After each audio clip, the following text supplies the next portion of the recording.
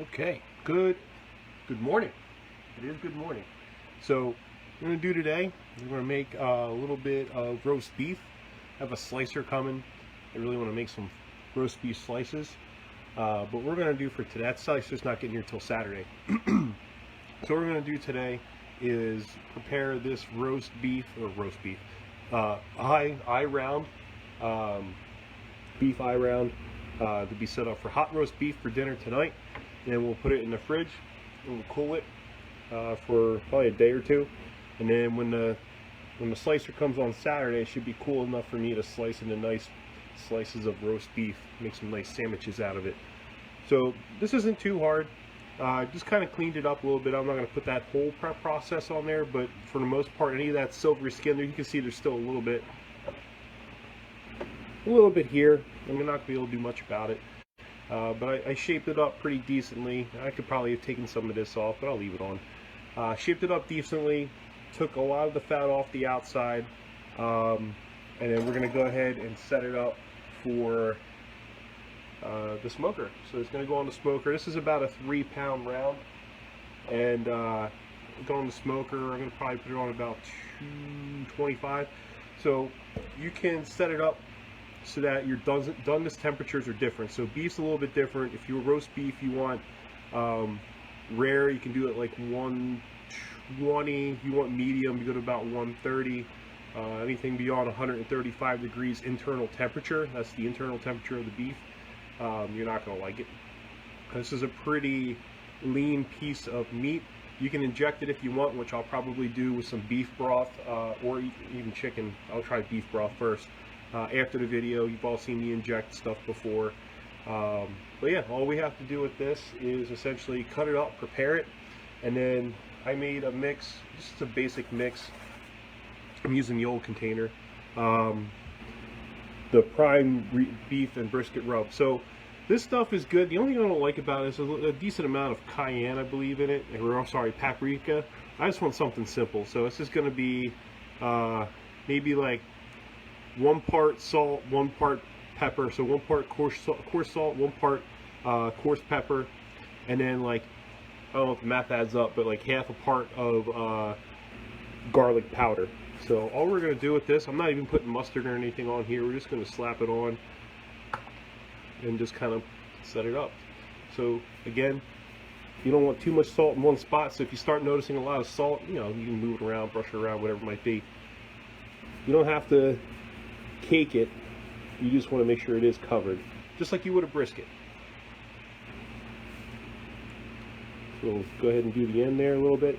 So the circular motion I'm using here is for trying to make sure everything comes out even, so you get enough salt, enough pepper, enough garlic all on there. Otherwise it'll be covered completely with salt, which if you leave it long enough, it sucks out all the moisture.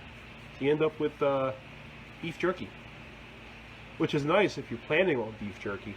But if you're not planning on beef jerky, it ends up with a lot of disappointed people for dinner.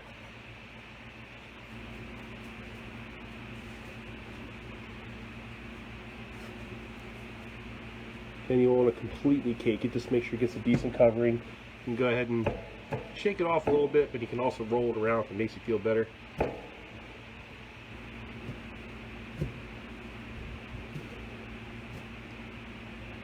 Alright, a little spot missing here or there. Whoa, buddy. Alright, I'll let this sit for a little bit, probably let it hit room temperature, and we're going to go ahead and throw that on to the smoker. And that should be pretty much it. Pretty straightforward, but I'll show you kind of the end product when it's all done. We'll slice it up nice and hot. I got a fancy new knife I'm excited to use.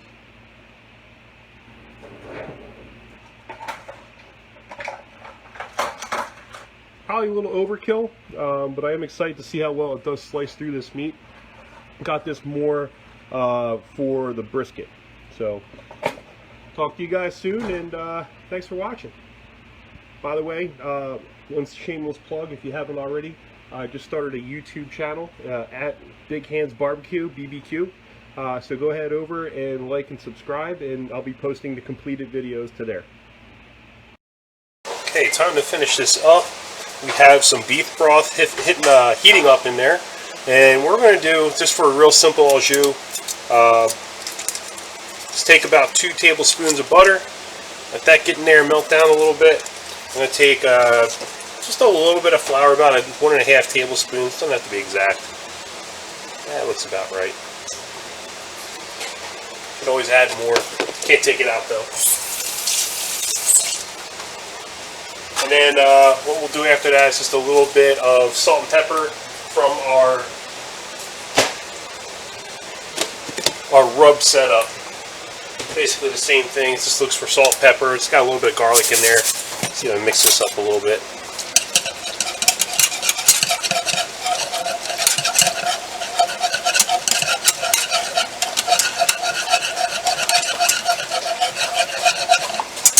Alright, so while that's heating up, I'm going to cut some slices off for dinner.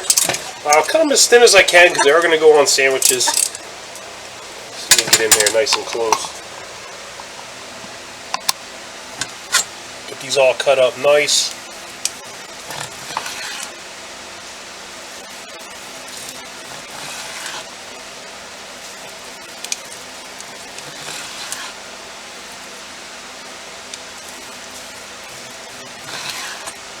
And what I'll do with these when I'm done is I'm going to put them into the au jus to heat up, and that will make them nice and hot, and then we'll be able to have some nice sandwiches. So all I'm going to do with the sandwiches again is some Kaiser rolls, put this in the au jus, so have some of that on there, and then season it with some horseradish. Just the wife and I having, well, my daughter's going to try some, so we'll make a little bit extra just in case she likes it. Who knows? And then the rest we'll wrap up and put in the fridge for those deli slices, which is what I'm looking forward to. No preservatives in this whatsoever. Nice and fresh. You know what's going in. Try to lose a little bit of weight. I'm a guy who likes barbecue. So knowing exactly what my calorie count is will help me out as well. So this will be our setup for dinner. And this is about 1.5 pounds for slices. So I think the whole thing here cost me like $18, if that, not even. So I think you know, better quality at the same, if not lower price than the supermarkets. So other than that, that's how we're going to wrap it up here, and everybody enjoy your smoking. Next step in the roast beef process is, you know, we got it off the grill, got 125 degrees, looks pretty good. Now we're going to give it a quick sear, get it relatively hot. I'm using cast iron here, smoked out the whole house, made it a little too hot, but we're going to sear it all up. Get that nice bark that you see on the edges of roast beef, and go from there. There it goes.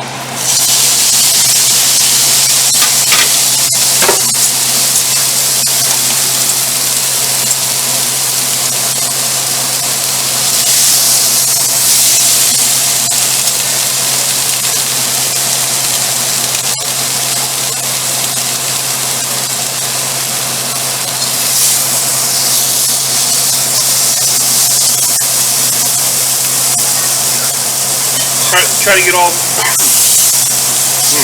smoky pepper, that's always good. Get all the sides charred up.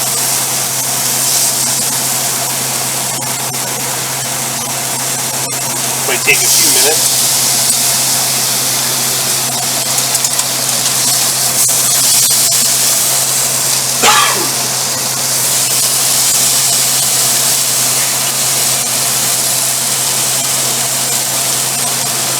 And this will be ready for hot roast beef sandwiches.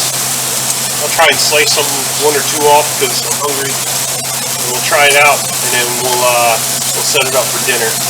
All I'm going to do for dinner, basically, a little bit of beef broth, put some of the brisket rub that I had, mix it up to taste, heat it up.